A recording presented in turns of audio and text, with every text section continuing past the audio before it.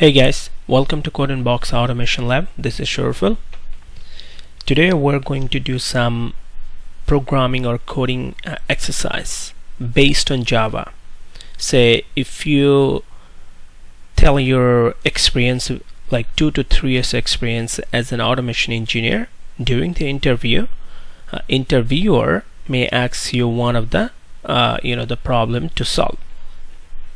As an example, number 1, write a program to find factorial 5. Number 2, write a program to print Fibonacci series up to 50 or any number up to.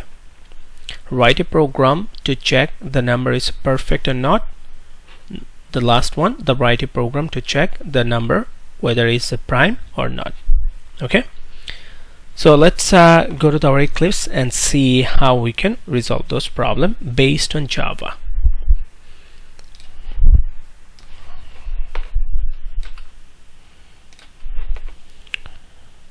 Okay, we're back to our Eclipse.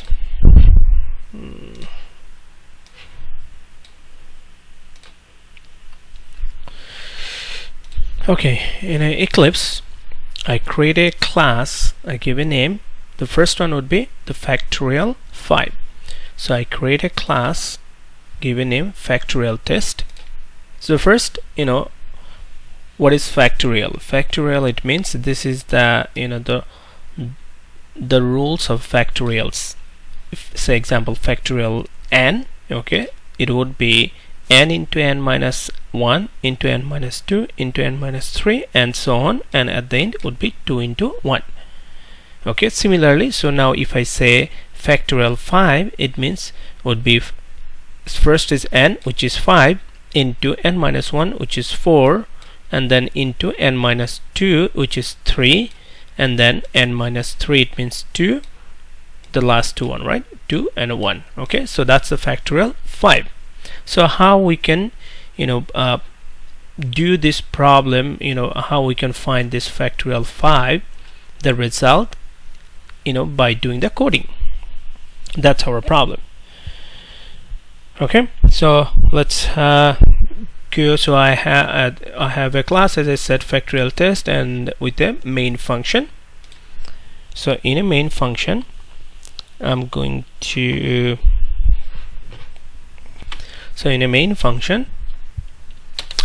create another method, okay, so that I can pass the value the factorial 5. Okay, whatever the value, 5, 10, 17, whatever it is, I will pass it. So let's see how can I do this.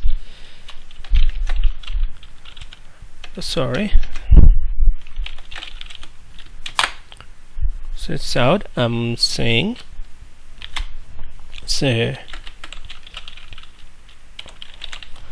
factorial of 5 is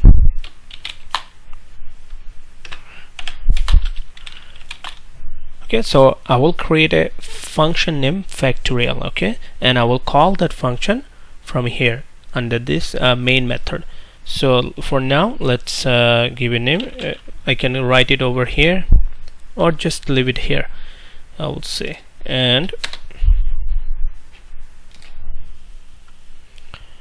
I will create, say, how about this is my main inside a main method. Okay, for now. Okay, so inside the main method, I just print factorial 5, and I will give a name. Let's put the function name factorial, factorial. Okay, and factorial, what's I need to pass factorial 5. So this is the method I'm going to create. I call in advance over here.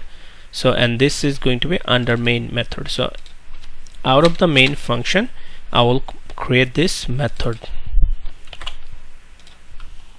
So I'm going to public, say, static, and since this method will result some integer value, so definitely the return type of the method would be integer, right? And given the same name, and here I'm going to pass a parameter. What would be type is integer and n.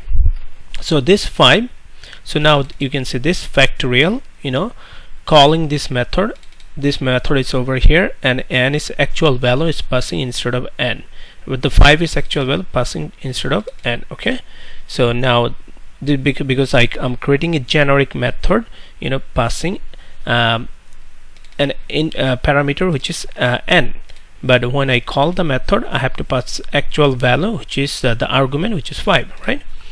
So this method, okay, public static factorial add return statement. I put the integer public int, yeah. Okay, now inside the factorial, don't worry about this error, it will be rid of. Okay, so here is a note. Let me write it. Factorial 1 or 0 is a 1. Okay, that's the thing you have to remember. FSCT factorial 1 or 0 equals to is 1. Okay, factorial, so this is a note, factorial either 1 or 0, we all know factorial 1 or 0 is 1. So since it's a 5, okay, so that means it's not, if I say factorial 5, it means it's greater than 1 or 0. So I have a two condition. One, the value, so right now this is a generic method, right? I'm saying n, so n could be 5, 6, 10, whatever it is. So I'm saying there's a two condition. The n could be less than or equal 1, which is like could be 1 or 0, then my return would be 1, right? So I'm saying if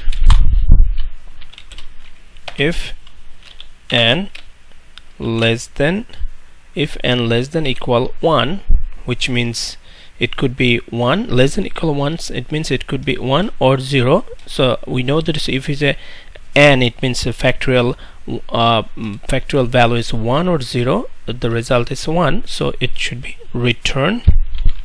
That time I can say return 1, right? Else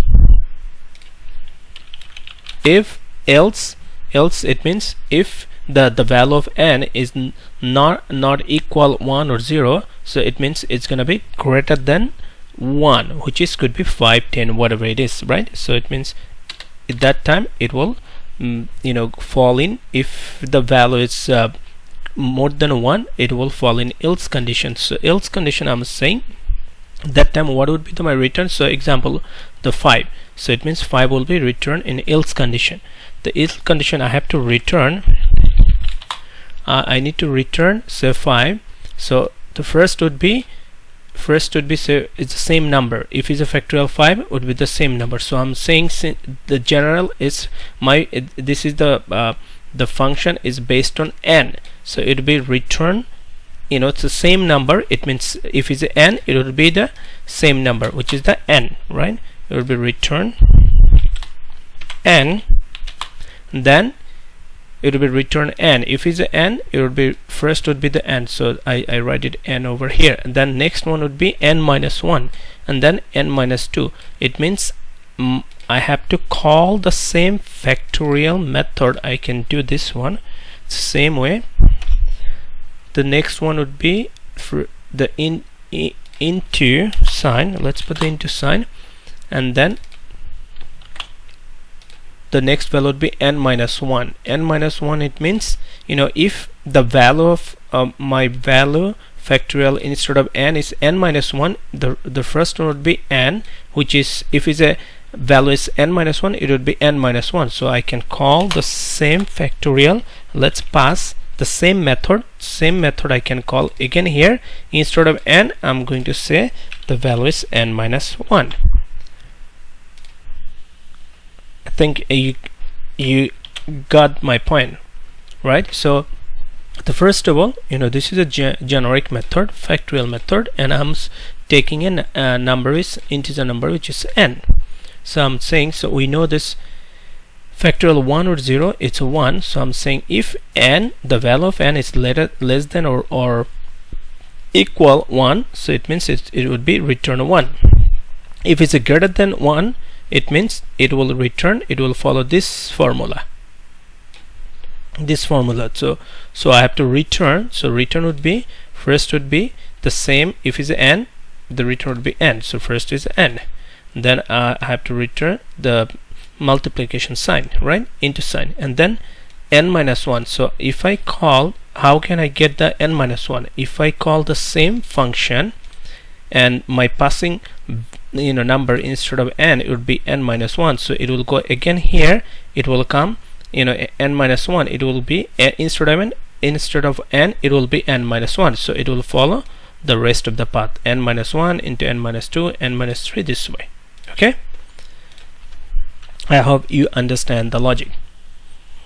Okay, so now this is my this is my generic method, and this method factorial I'm calling over here, and I'm instead of n I'm passing the actual argument 5. Okay, you can change any number. Let's save it and then run it.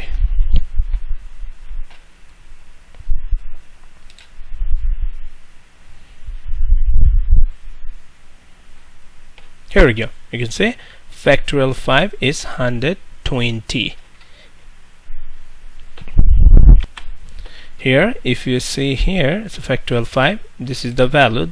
If you see 5 times 4 is 20. 20 times 3 is 60. 60 times 2 is 120. 120 times 1, which is 120. So this is right answer.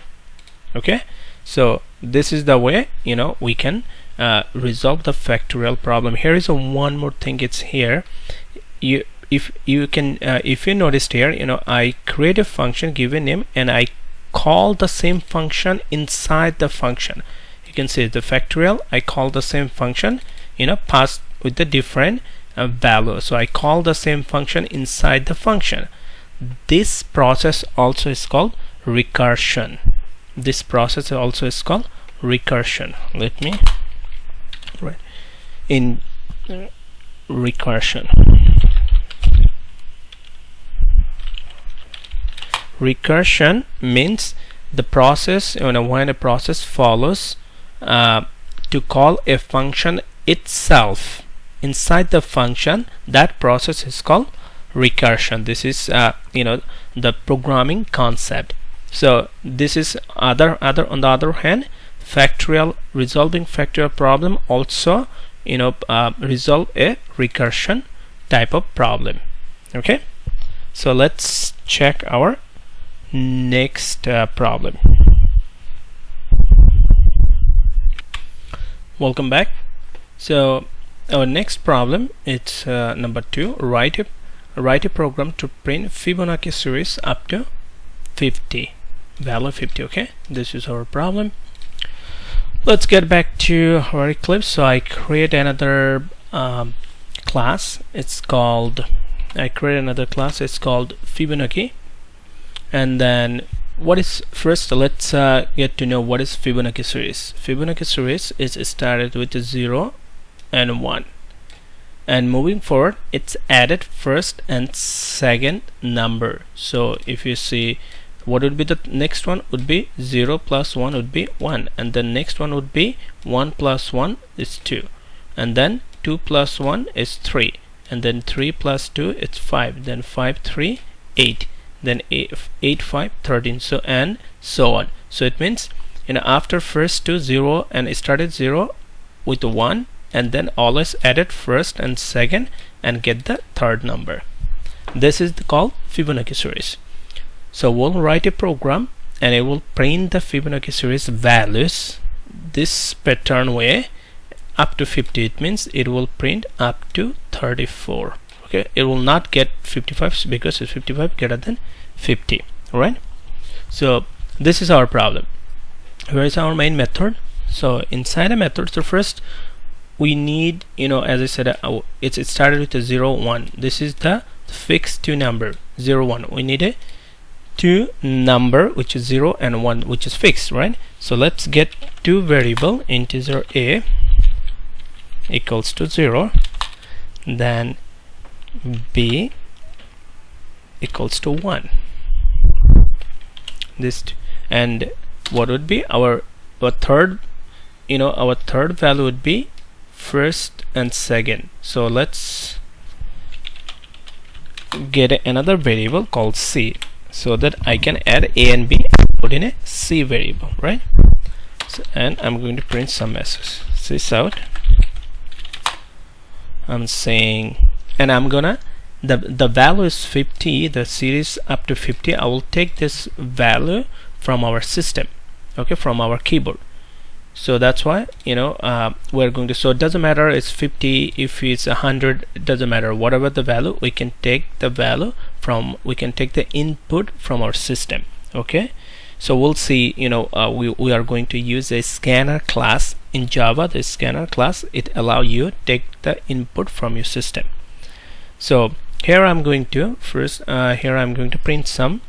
I'm going to say, before I take the value from the system, I'm going to say to enter the value, okay, for the Fibonacci series. Okay, please enter the value for Fibonacci series. Okay, and then it will show in our console, and then it will allow us to enter the system value from our system using. So to do this, I'm going to use a scanner class. So a scanner in Java, there is a class, it's called a scanner class, that allow you to take any type of value. It could be string, it could be integer. It has different method that we can use to pass or to enter value from our system. Let's see. So first of all, since we're going to use a scanner class, which is a part of Java library API, so which is free, we can just create an object of that class, so that we can use some of the method inside that class, right? So to create an object of that class, we have to use the new keyword, and the class name is a scanner, and then and we know that when you create an object, we have to put in a variable, say @c, and then return to with the same class name, right? Scanner. You hover your mouse and you can input the package related with Java util, and you can see here it's saying add, it's asking some argument. Okay, inside this scanner you have to pass some argument. So argument would be the argument, since we're going to take the input from our system, we're going to system.in. You can see input system. Okay, this is the argument. We have to, this argument, it's expected when you pass any value from your system. And now I'm going to use the variable sc dot, then it will show all the method inside the scanner class. So since we're going to take the integer value, there is a method, it's called next int. You can see next int, you can see the return type int. So we're going to call this method. This will store the integer value, where I'm going to put in a variable, say n. So n will store the whatever the value, say if I say it's 50, the 50 will be stored in n variable, right? So now n has a 50. So next is now so we take the input. Now this is our input, our print should be we're going to print should be up to like this, right? So first two would be 0 and 1. So let's print this. Since 0 and 1 is a starting and is a fix, we can print this 0 and 1 easily. We can say sys out system.out. So we're going to print a 0 and 1, right? And we need a space here. So instead of 0 I can print a, and instead of 1 I can print b. I can say A, and then concatenation, and then we need a space, right? So let's put an empty space, and then concatenation B. It will print 0 and 1, and there will be space, right? So our print should be there will be space here. Print should be there will be space. Okay. And then next would be the rest of the series would be like this, right? Up to like this, right? Let's remove this too. Yeah.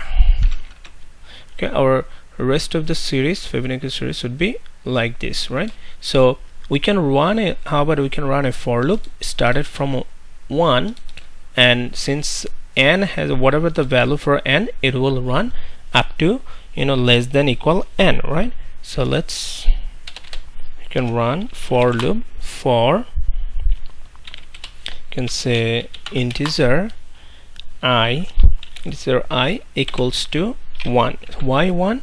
Because I'm starting, my loop should start from here, because it's 0 1 it's already I printed by this line, right? So now it's here, right? So that's why I'm running a loop that will start from here, and it will keep running, keep going on up until whatever the value is, say n is example is 50, it will run less than equal n. So I less than, I'm saying this is my condition, less than equal n, whatever the value of n, if it's 50 would be 50, and then I will increment the value of I, right? And then let's put it here, and inside what I want to do, so this loop, this condition, this loop will maintain the starting from here, will maintain the limit my iteration based on my value of n. And next would be, what would be, so my this one, okay, this is the third one, right? This is the this so I already print 0 1 1, so to get the 1 I can just add A and B, which is 0 and 1, and I can put this one in a C, right? So then I will get this one. So let's put this one here, C equals to A plus B, right? And now I can still I have to print it, right? Before I print it, I am going to check the value of C. If the value of C is greater than n, the value of C should not be greater than or n, greater than or equal n, because I know if we enter 50, it's not, it should, the 50, it's my C shouldn't be greater than even n.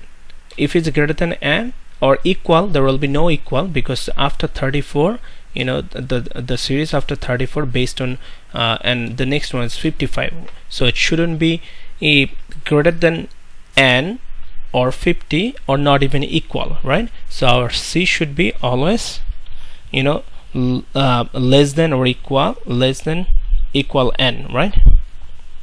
I'm saying if I'm checking if C, so whatever the value of C, because this is not the one time, right? The loop will keep continue, so our C will be more, so I have to confirm that C, if C is greater than or equal n, if greater than or equal n, I wanna jump out from my loop, so I'm going to use break statement. If it's not, so what would be the next would be, I'm gonna print this C.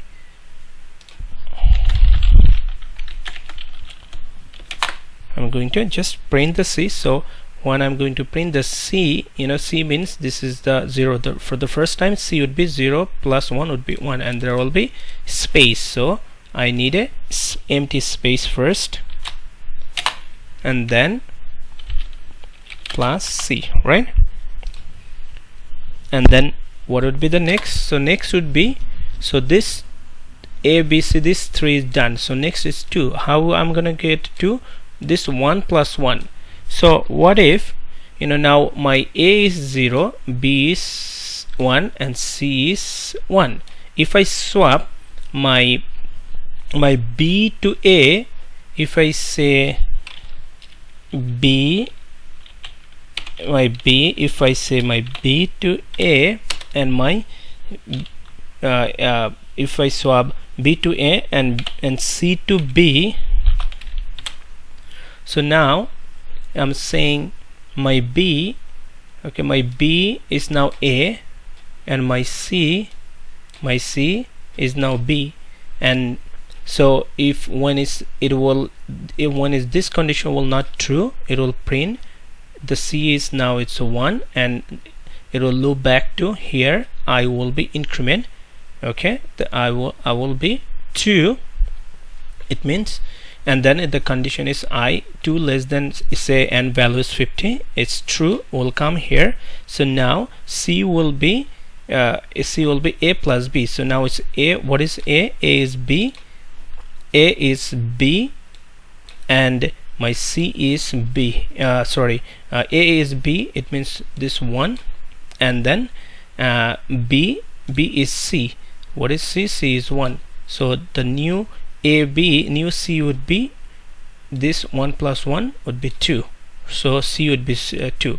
If, and then it will continue, check again, C greater than equal 50, no, it will come here, and again it will print the 2. There will be space, and then it will print 2. So that way it will go back to the loop again, increment, and do the swap and get the new C, and it will, as long as this statement is not true, I will get the value of C, and there will be space always. So next value would be 3, next value would be 5, 8, eventually it will go up to 34. Okay, so let's save it, let's print it.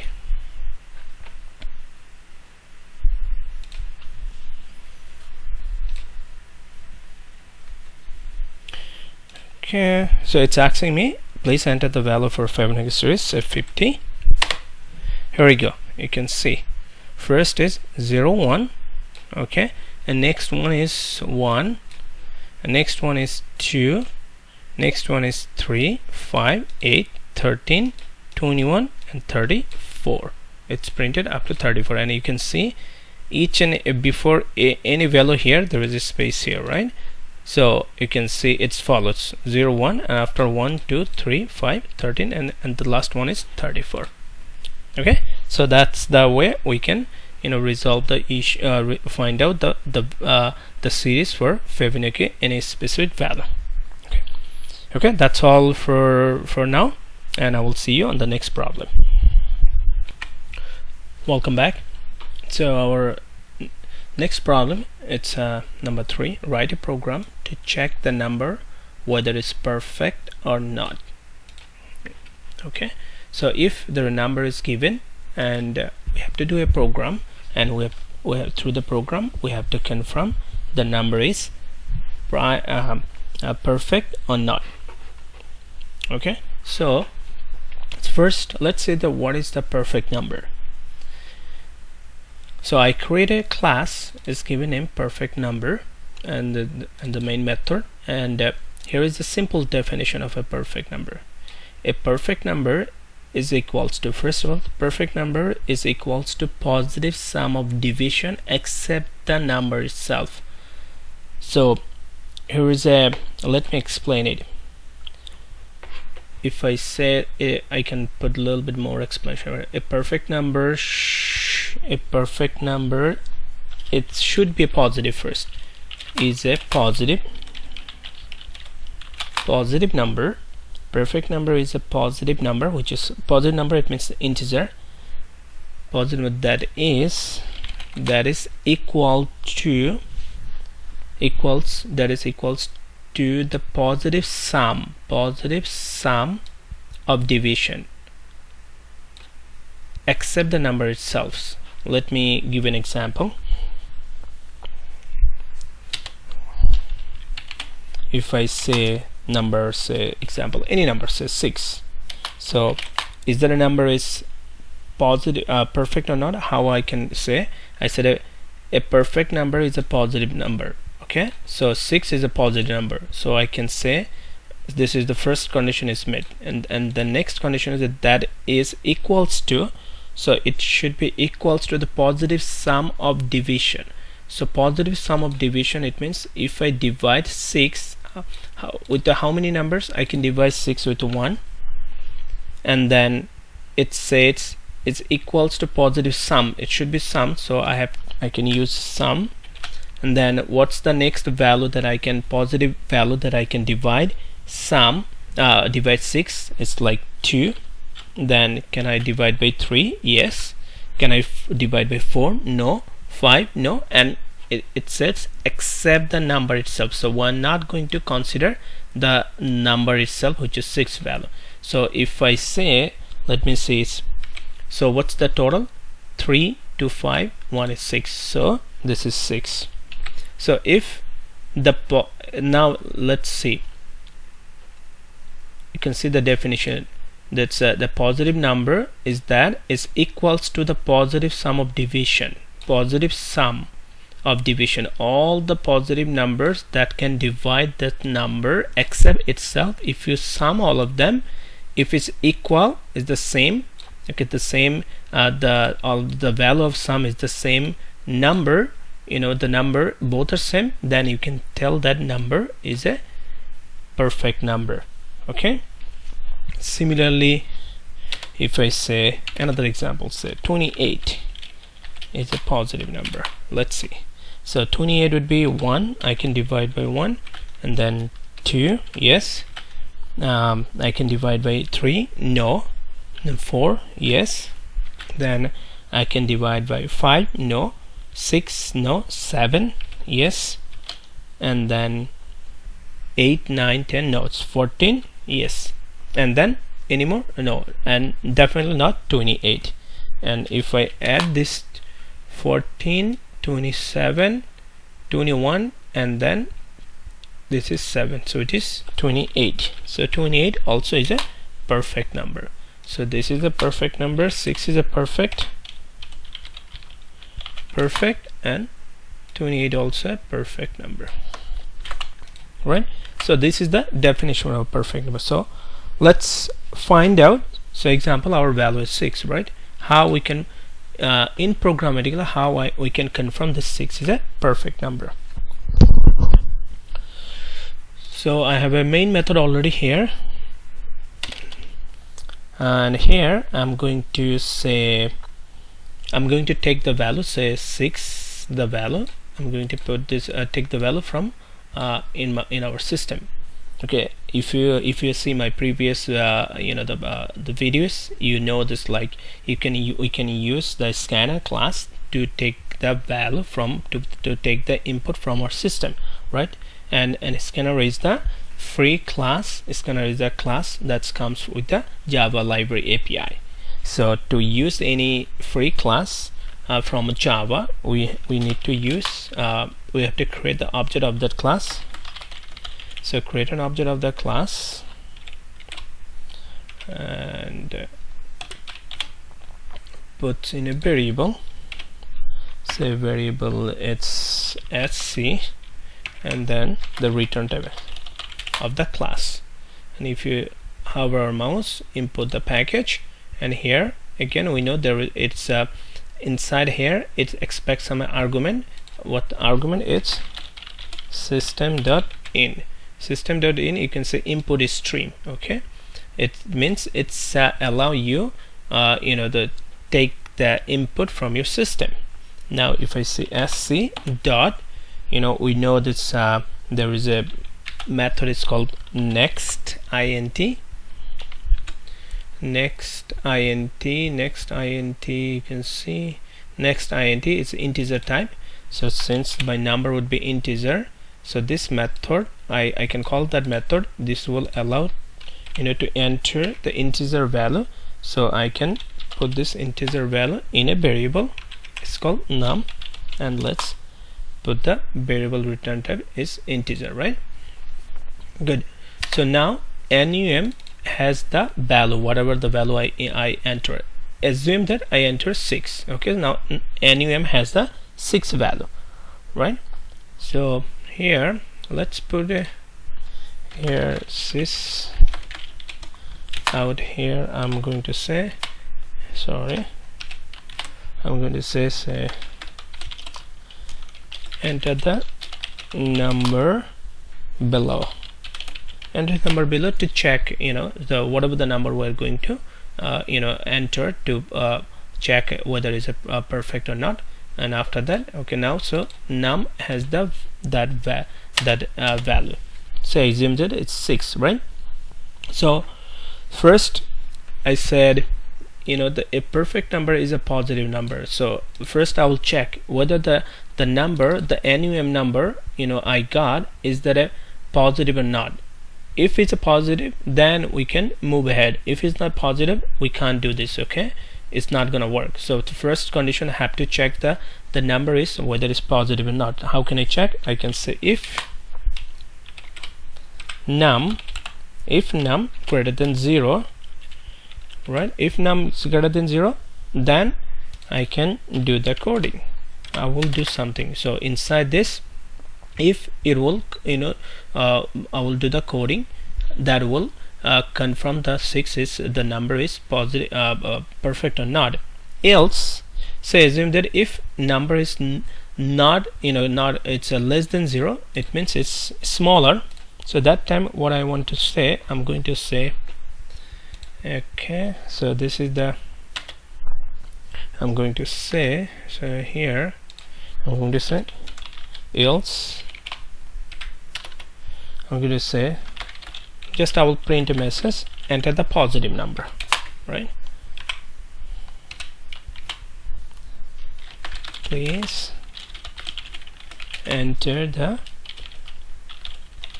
positive number. Okay, so now if it's a positive number, if the number is greater than 0, what would be the code inside the body of it?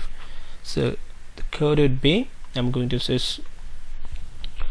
so what's next? So next is like I have to find out all the positive division, and then divisor, the positive value that can divide this number is n number, say example 6, and then I have to add all of them.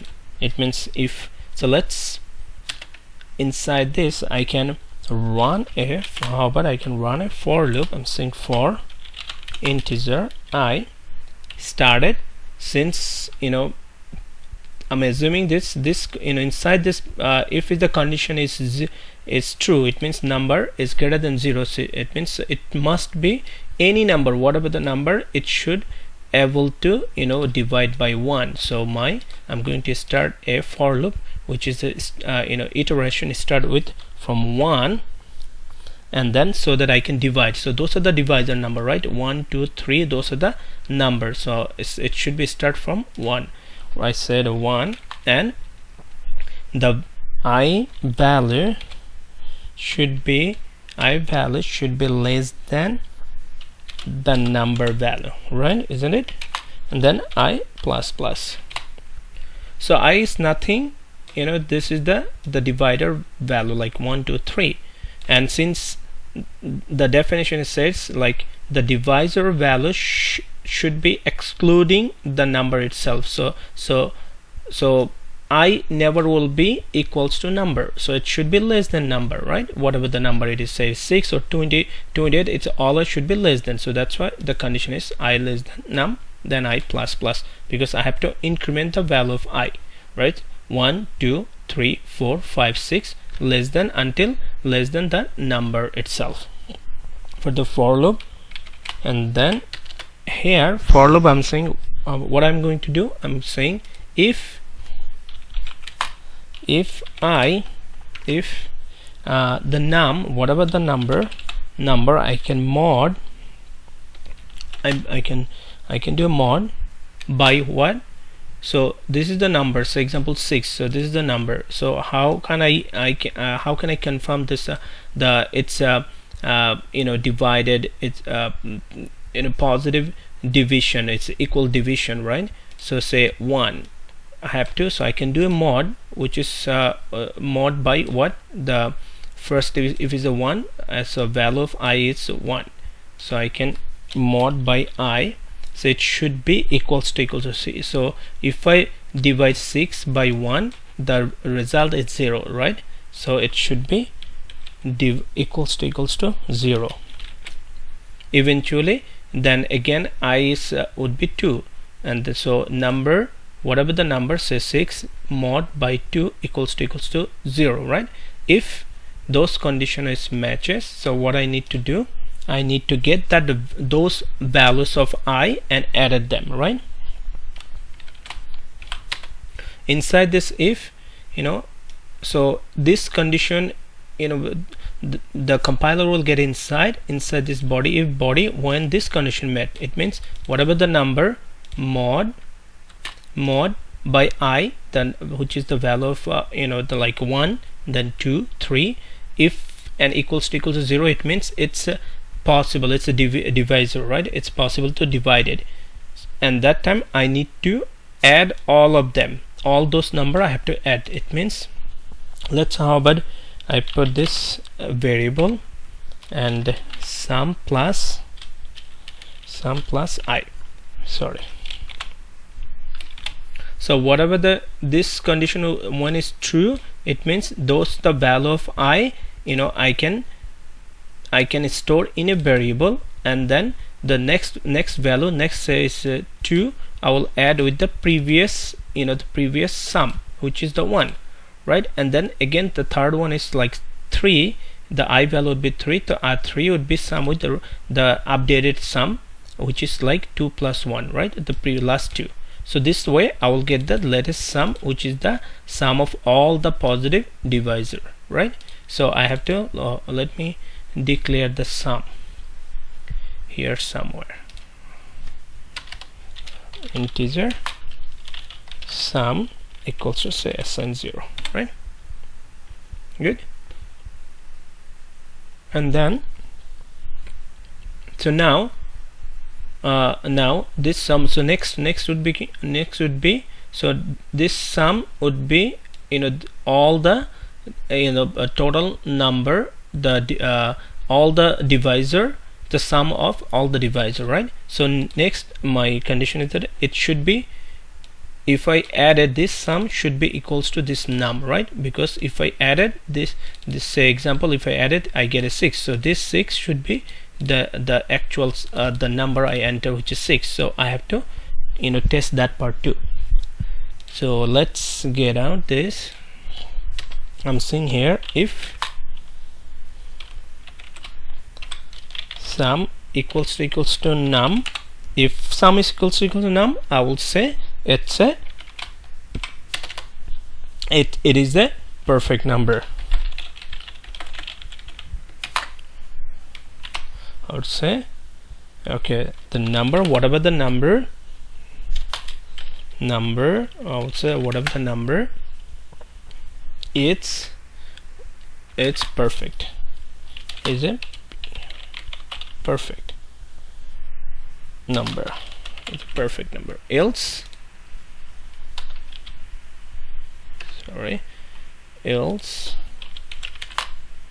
I'm going to say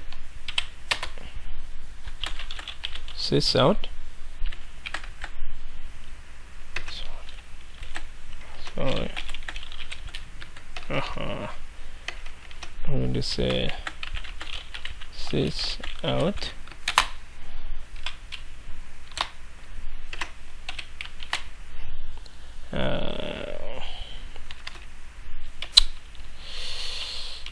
I'm going to say sorry, I did a mistake here at the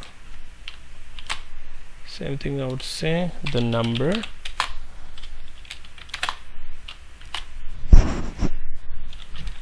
is not perfect. Okay, the number is not perfect. This out. Okay, oh, there's a 1 extra, right? So let's do it again. So I said enter the number below, so and after that this method will take the number, will put in num variable. So num variable, say I enter 6 or 28, it has the 20 has a 6, right? So since our first condition, a perfect number, it should be positive, so I will check is that a positive or not. It means it should be, if it's a positive, it should be greater than 0. So I will say if num is greater than 0, I will do something here inside the body.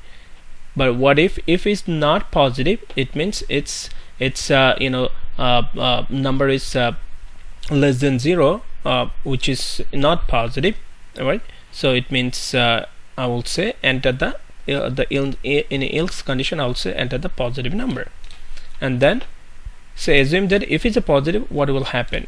So I'm going to say this number is 6, so it should be divided by 1, 2, 3, right? Those are the divisor, right? So I'm going to I create a for loop, and it started the from I value 1, and it should be definitely, since it's the number, the divisor should be a the divisor number should be except the number itself. So that's why my condition would be I less than num, and then I increment the I plus plus, and I mod the I by the value mod the number by the value of I, which is 1, eventually 2, 3, and then if it's equals to 0, it means it's possible to divide that number. And so I will get that number, and I will add that number with the sum variable. Initially I declare that variable as a 0, and I put in the sum variable again. That way all the values, the divisor values, will be added each other and will store in sum variable. And next is this sum, which is like 6. This sum should be equals to my actual num value. So I'm saying if sum equals to num, I will print it's a perfect number, the number is perfect, else it's not perfect. Okay, let's save it and run it. Okay, enter the number below. So say number 6 or say number 28, right? Okay, 28 is a perfect number, right? So let's run again. Let's how about 20? 20 is not a perfect number. Here we can see it. If you put the 20, you will say it's not a perfect number. If follow this pattern. Okay, so that's all for this perfect number, and I will see you in next problem. Welcome back. So the last problem, it's number 4. Write a program to check the number is prime or not. Okay, let's see. So we're back to our Eclipse, and I create a class. It's called the check prime number. Okay, let's see the definition of prime number. What is prime number? The prime number definition: a prime number has a basic 2 character, which is 1 and itself. So it means it can be divided by 1 and itself. It means when you are able to divide it by any number, whether it's 1 or itself, the remainder should be 0. And so then we can say that number is prime. So let's write the definition here. Prime number can only divide by 1 and itself, right? A prime number can only divide by 1 and itself. So it means the remainder would be 0, right? So example, how about 1 is a prime number, 2 is a prime number, because you can divide 2 by 1 as well as 2. There is no other number that you can divide 2 where remainder would be 0. Just remember the node is like remainder have to be, when you say divide, it means remainder have to be 0. 3 is a prime number. How about 4? 4, so you can 4, let's say about the 4, you can divide by 1, and also 4 can divide by 4, but 4 also can divide by 2. So 4 is not a prime number, because it says prime number only would be that number what number you can divide by 1 and itself, not by any other number. So 4 shouldn't be prime number. How about the 5? Yes, 5 should be prime number. Same way 7, right? So that and so on. So let's do it, the code. So let's create a method. So I'm gonna create, this is another way you can create a method even before your main method, and then inside the main method you can just call your method, and then it will do the job as per your method you have written. So I will just I will create a boolean method, so it will return whether true or false the number is prime or not. Okay, and so I will okay, let's create a method name public static, say public static boolean, and say method name is the is prime.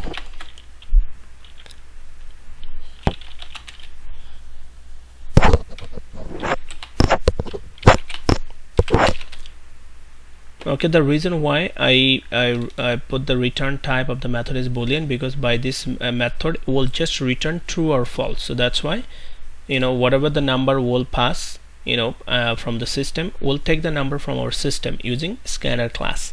So whatever the number will pass that number, we'll call that prime method, will pass that number, and then so we'll it will just check whether the number is true prime. If it's a prime, it will say true. If it's a not prime, it will say false. It will not print, it will just return true or false. Okay, so that's why it's a return type. I said boolean, you will see.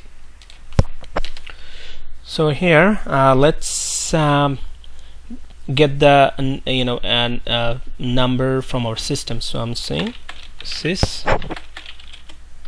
same way, system.out.println, and I'm going to say enter the number to check. Okay, enter the number to check. Number, say enter the number below to check. Okay. So this is our message, and after that we'll enter that number, and then how we gonna take the number from our system using a scanner class. So let's create an object scanner class, and then puts in a variable, say s, and then return type scanner, input the package, and then there is an argument inside here, expected argument system.in. Okay, it will allow you take the input from your system. So use s dot, so since it's an integer number, let's use the next, let's use the next int. This is the method will let you enter the integer value. So let's this one in a variable, and return type is int. So now num is a variable which will hold the number, whatever number will pass from our system, from our keyboard, right? So and then I will, so what's the condition? Condition is that whatever the number in this number should be, if it's divided by 1 and itself, not any other number, then we will tell that number is prime. So it means, how about if I say I will run a loop, and I will say integer I equals to 1, since the number will be able to mod by 1 and itself. So that's why I'm going to my for loop is started with I equals to 1, and I would say I could be less than equal number, because the other condition, it's like the value of I can be 1 as well as itself the same, so I can be equals to the number itself, right? And then I will increase the value of I, right? So inside this for loop, I will say if, so what I have to do, so I would say have to divide by 1 and itself, and that time have to be, reminder have to be 0. If saying if I mod the number, if I mod the number by what, the 1 and itself, it means the value of I, which is 1 and itself, could be if the value of I, if a number mod mod I equals to 0. If it's 0, it means its reminder is 0. It means if it's the value I is 1, so it means and mod if possible to mod, and if it's the reminder is 0, it means that's possible, the value of I, it's possible to mod that number. And I'm saying if it's happen, because it should, to be a prime number, it has to be divided by 1 and itself. So it means it's only the two condition, right? It should be divided by 1 and itself. So it means if this condition is true, how many times this condition should be true? It's twice.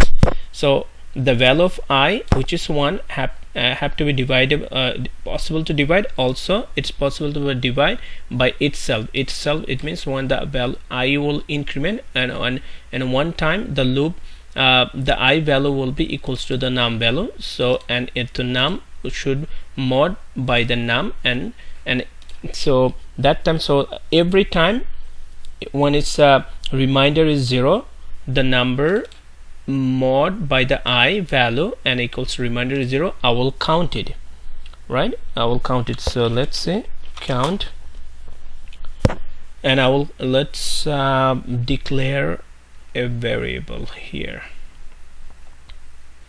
Let's declare a variable here, say integer count, integers count equals to 0. So the number only should possible to divide by 2 times. One time is by 1, another time by itself. So every time it's possible to divide, I will count 1. So I will increment its values, right? Count plus. So I create a variable count, and I give a name, I assign it 0. So every time it's possible to count, divide that number by the value of I will count, increment the the variable by 1. So it's only possible to divide by twice, which is 1 and by itself. So count value should be equals to 2. If its a count value is 2, then I can say only that number would be the prime number, right? So I'm going to say, let's out this here, and I'm going to say here if count equals to 2, I will return true. Otherwise, else return if, sorry,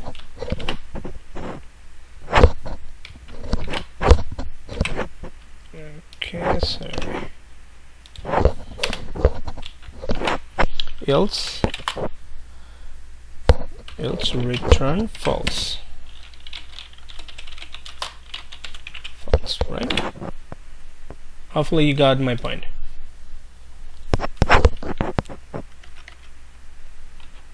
Okay, here it's a very simple concept. So I run a loop for loop because so that I can I can divide by different number, and number is started by 1, since I have to, the divided number should be started by 1, and here is a num, I divided by the value of I, and if it's a reminder is 0, it means it's possible to divide. Every time it's possible to divide that number by the value of I will increment the count. So that a prime number is gonna be only, I can say number is prime when it's possible to divide only one in itself. So this count should be only twice, right? Count value should be twice, not more than. If the value is possible to divide more than twice, like more than any other value except one in itself, it means that number is not prime. So my count variable shouldn't be shouldn't be more than twice. So that's why I'm saying if count equals to 2, I will return true, else I will return false, right? So here now the function is done. Inside the main method, I'm going to call that method here. Here I'm going to say sys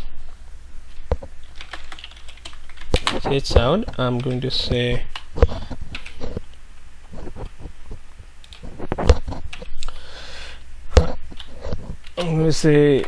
is the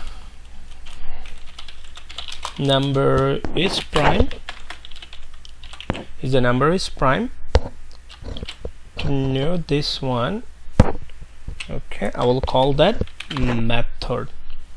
What's the method name? This is the method name. I will call it here.